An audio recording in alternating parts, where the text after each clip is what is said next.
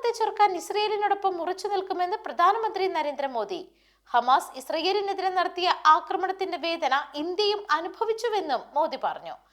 Gaza സമാധാന പദ്ധതിക്ക് India എല്ലാ പിന്തുണയും നൽകുമെന്നും അദ്ദേഹം വ്യക്തമാക്കി. ഇസ്രായേൽ പാർലമെന്റിനെ അഭിസംബോധന ചെയ്തുകൊണ്ടായിരുന്നു നരേന്ദ്രമോദിയുടെ വാക്കുകൾ. 2 ദിവസത്തെ സന്ദർശനത്തിന് ഇസ്രായേലിലെത്തിയ മോദിക്ക് ടെല്ലവിവിൽ ഊഷ്മള സ്വീകരണമാണ് ലഭിച്ചത്. മോദി സുഹൃത്തല്ല സഹോദരനാണെന്ന് പറഞ്ഞ നെതന്യാഹു ഇസ്രായേൽ ആക്രമിക്കപ്പെട്ടപ്പോൾ ഇന്ത്യ ഒപ്പം നിന്നു എന്നും കൂട്ടിച്ചേർത്തു. ഇസ്രായേൽ സന്ദർശിച്ച ആദ്യ ഇന്ത്യൻ പ്രധാനമന്ത്രിയായ നരേന്ദ്രമോദി ഇത് 2ാം തവണയാണ് ടെല്ലവീവിൽ എത്തിയത്. 2ാം വരവിലും വൻ സ്വീകരണമൊരുക്കിയ ഇസ്രായേൽ ഇന്ത്യയുമായിട്ടുള്ള സൗഹൃദത്തിന്റെ പ്രാധാന്യം വെളിപ്പെടുത്തി.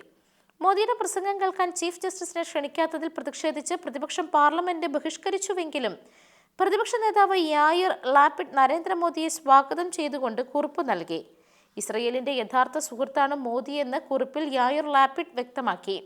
പ്രതിരോധ വാണിജ്യ രംഗങ്ങളിൽ സുപ്രധാന കരാറുകൾ ഈ സന്ദർശനത്തിൽ ഇരു രാജ്യങ്ങളും ഒപ്പിടും എന്നാണ് വിവരം. ഇറാനും അമേരിക്കയ്ക്കുമിടയിൽ സംഘർഷ സാധ്യത നിലനിൽക്കെയുള്ള ഇന്ത്യൻ പ്രധാനമന്ത്രിയുടെ ഇസ്രായേൽ സന്ദർശനം ലോകരാഷ്ട്രങ്ങളും ഉറ്റുനോക്കുന്നുണ്ട്.